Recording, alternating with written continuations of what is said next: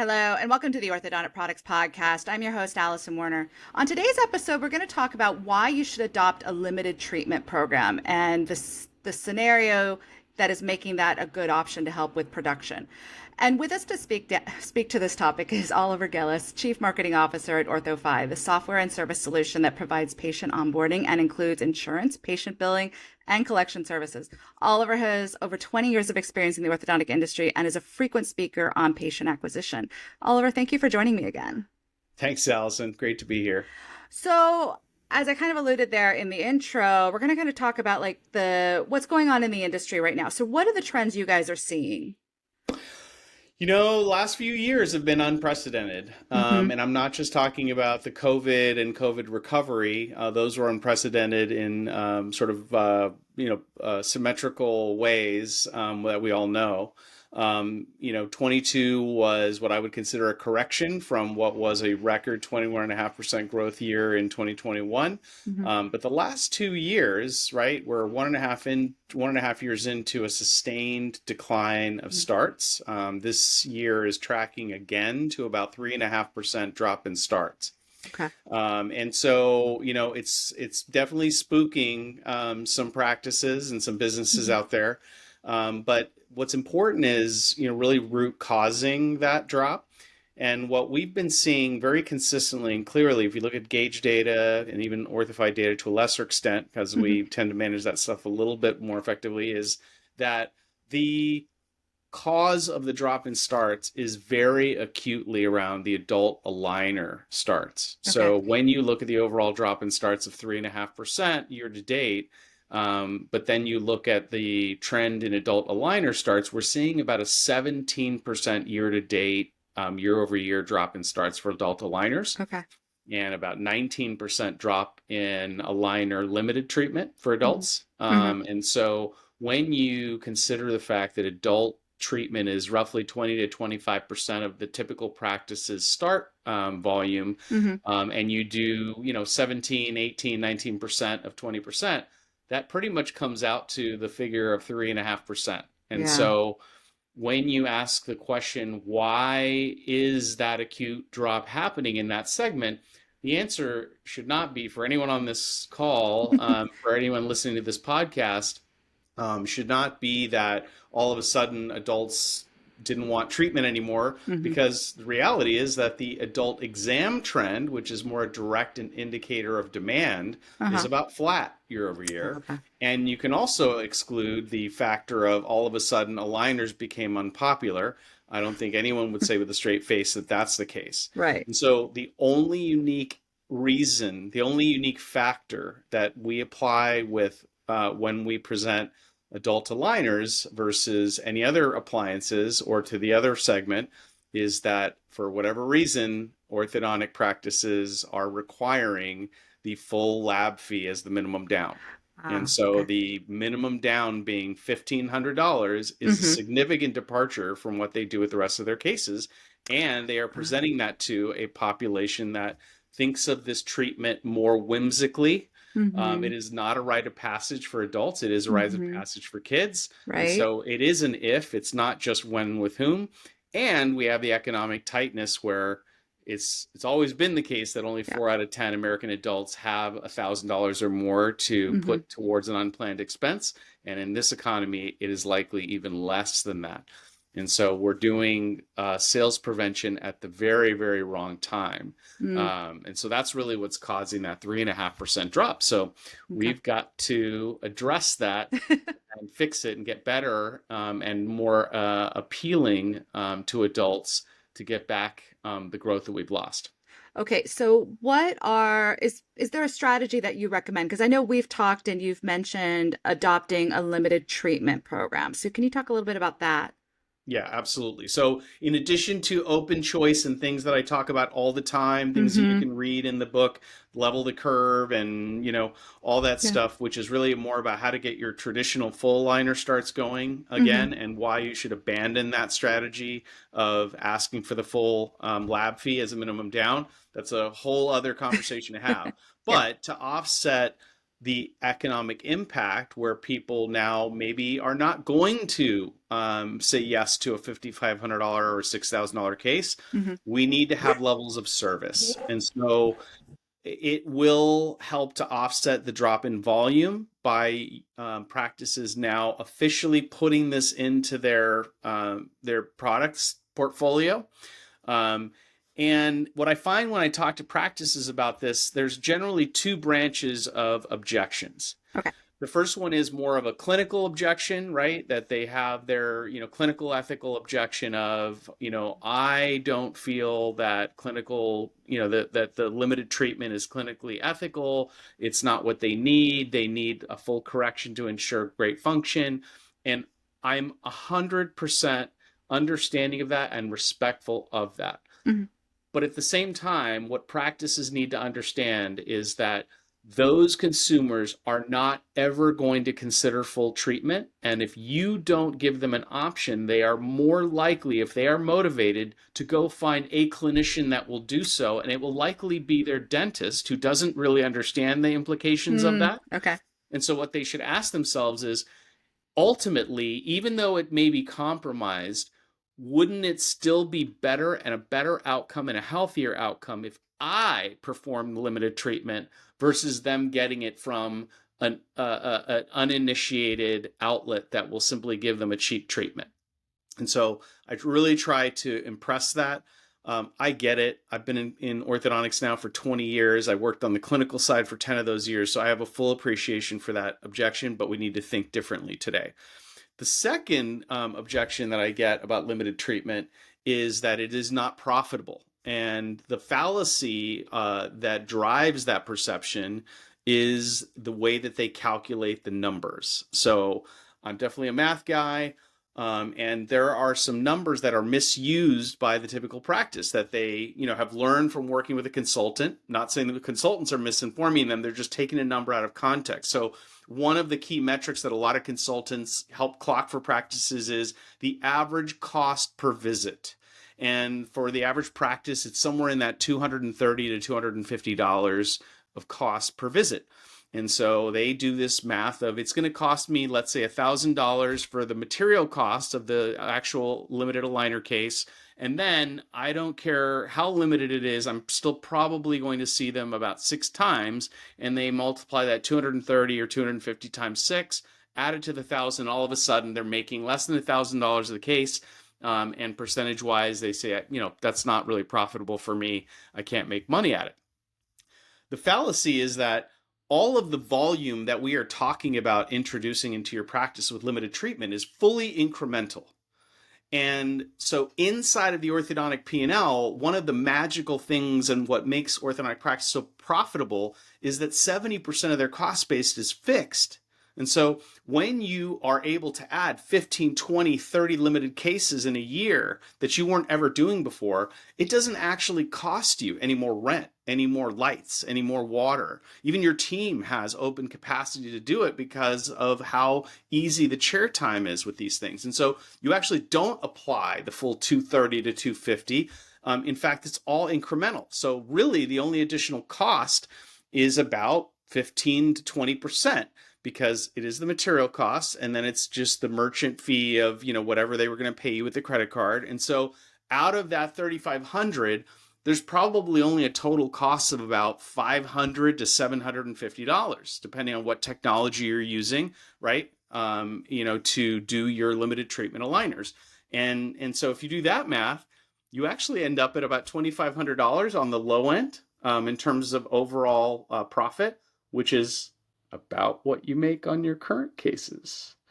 And so actually, it is quite profitable if you and your finance person, if you have one, I'm not talking about CPAs, sorry CPAs, but if you work with a finance person that understands these dynamics, they can help you to craft that strategy. And so it is actually very profitable. Does that make sense, Allison? So you mentioned there that, sometimes you hear objections. So is there something specific that's coming up, and do you have any recommendations for how to address that issue? Yeah, I mean, aside from the two main ones that we talked about, the other one is how do I present limited treatment in a way that doesn't undercut my ability to sell my full cases, which is what I really want to do, right?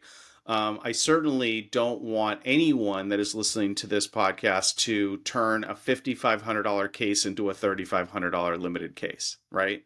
So there's two things that I would advocate. Number one is it's all in the way that you present things. I still want everyone here to lead with their recommended clinical treatment. So I would always load both options, however you guys present fees. Obviously in Orthofy, you can create two parallel options that you can easily toggle between and send home. If you don't have systems like that, however you're going to build that, but have them both up and ready. But lead with the recommended full treatment and give that a minute for them to marinate on that. If you then sense, though, that this range is outside of their comfort zone and well outside of it, then you are ready to present another option right behind it, and not lose the momentum of that sale, right? So there's just the mechanics of how to present it. There's also additional things I would add to that, just letting them know that, for example, a lot of patients that opt for limited treatment at first then realize that they want the full treatment later. Just let them know if you then decide to upgrade, it probably will be a little bit more expensive to do it that way, just because there will be some change in the treatment plan that will cost money that they need to pass on. So it would be better if they feel like there's any chance that they're going to want full treatment to do it today. So there are little subtle influencing tactics that can keep the ones that would have been full stay in full and really then optimize the ability to get that limited treatment. But I've got something even more unconventional, and I'm going to Okay. challenge everyone who's listening to think very differently, because the truth is this strategy works when you are able to expand into a white space that you're not tapping into. And white space sounds like a really, funny marketing term, and all that. But the truth is, everyone who's listening already has a white space that they're not tapping into, and it's in your practice today. So for the average practice, you probably have 500 to 600 eligible patients that you are not talking to about treatment, and those are your parents. Mhm. And so now that said, they're not beaching themselves. They're not coming and asking about treatment. You've got to do something to spark interest from them. And this is not about hard selling necessarily, and it's not about hard marketing. Mhm. It's about education. And so here is a tactic that's proven. I've worked this with some partners of ours that we work with at Voxel, and they've have a proven formula with great case studies showing how effective this is. And again, everyone's got the equipment in their practice. So what I would recommend to everybody, try this for 1 month and then see what happens. But as a promotional offering just for education, I would offer to scan every parent of every patient that you have, just to show them a digital version of their smile so that they can see the function and look of their smile up close. They can spin it and look at it and send it home and let them think about it. And what's amazing is when they see it large, when they see the things that they've noticed in the mirror, it's kind of the Zoom effect, but on steroids. It's amazing what that generates in terms of the next question. It's the obvious next question that you don't even have to ask them. They will ask themselves. And what we found is when practices did that, around 20% of the people that were scanned raised their hand and at least asked about treatment. You then have to go and convert them. But Mhm. imagine if 20% of those 500 to 600 raised their hand and said, "Hey, I might be interested in treatment. What could I do about this?"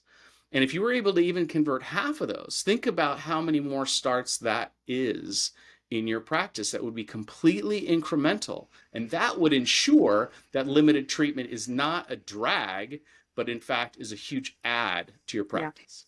Well, it's funny because I've actually talked to, I think, probably about two orthodontists in the last year who have mentioned that they do that with their child exams. And I know it was something they were very proud to have implemented. So it sounds like it's a great way to tap an unused mark or unused It section takes of some people you know. choreography. I'm not going to lie. Yeah. The team's going Yeah. to look at you funny. It's going to be an extra to do. Yeah. And until you guys start to prove out how effective it can be at driving the business, it Mm-hmm. is going to, it's going to feel like an ask for the team. But the cool thing is the scanning technology today and the simulation technology is super easy, super Yeah. fast. Getting a scan today takes a couple, 3 minutes. Mm-hmm. And so if everyone really gets on the same page that this is a business building strategy, Yeah. it doesn't have to be this, exhaustive thing. Mm-hmm. Exactly. Well, I know that this strategy is part of an ebook series that you at Orthify have released, and it's three strategies to increase your production starts, and it specifically addresses the fact that we're on a downward trend right now. So, can you talk a little bit about the ebook as a whole? Yeah, absolutely. So, we've seen this coming, and there are elements of it that are self-inflicted that I've already Mm-hmm. talked about, right? But Mm-hmm. then there are other elements that are economy driven, and none of us control fiscal policy. None of us can increase or decrease the interest rate. Yeah. We can't affect those things. And so, those things that are driving fewer adults in particular to pick up the phone and call in for treatment, we can't control that. And so the way that we can counter it, though, is to increase the production per start. If you're going to do fewer starts, if you can increase production per start on the ones that do start, that's a way for you to offset and possibly even over offset the trend in your production. And so in the ebook, we talk about three main pillars of strategies that you can employ to increase your production even with lower starts. The first one is increasing your fees.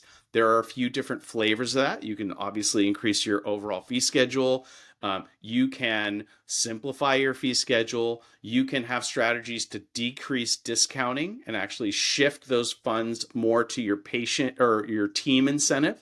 We found that the team incentive, dollar for dollar, Mm-hmm. actually 3x ROI versus actual dollar promotion to the patient. So when you go to discount to a patient, for example, the amount that you need to discount to actually move the needle from a no to a yes is somewhere in the $200 to $250 range.